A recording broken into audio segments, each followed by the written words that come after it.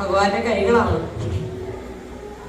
സാധാരണ ഇതിനെ വാതിൽമാടം എന്ന് പറയും. ഹോമം, പുരാണപാരായണം, കളമെഴുത്ത് പാട്ട് അതൊക്കെ ആ വലിയ അമ്പലത്തിലാണ് നടക്കുക.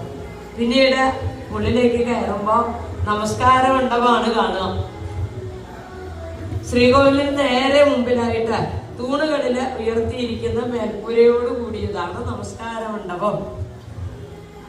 അവിടെ ആ പൂജ ചെയ്യുന്നയാള് പൂജാവേളയില് നമസ്കാര മണ്ഡപത്തിൽ ഇരുന്ന് വേദം ജപിക്കുകയോ അല്ലെങ്കിൽ പ്രാർത്ഥിക്കുകയോ നമസ്കരിക്കുകയോ ഒക്കെ ചെയ്യും. വേദജപം നടത്തുന്നതും ഈ മണ്ഡപത്തിൽ ഇരുന്നാണ്. പൂജാരിക്കും തന്ത്രിക്കും അല്ലാതെ മറ്റൊരാൾക്കും ആ മണ്ഡപത്തിൽ കയറിയിരിക്കാൻ അനുവാദമില്ല എന്നാണ്.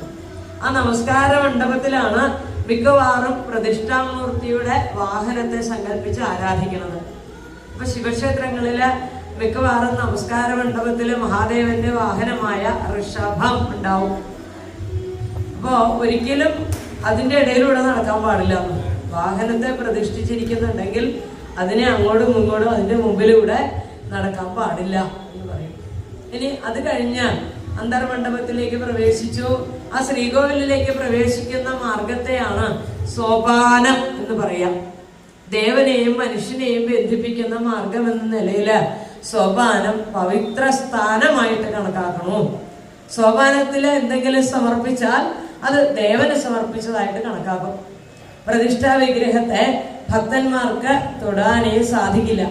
എന്നാൽ ആ സോപാനത്തില് സ്പർശിച്ച ആ ഭഗവാന്റെ സാന്നിധ്യം അത് അനുഭൂതിപ്രദമാക്കുകയാണ് ഭക്തര് ചെയ്യുക.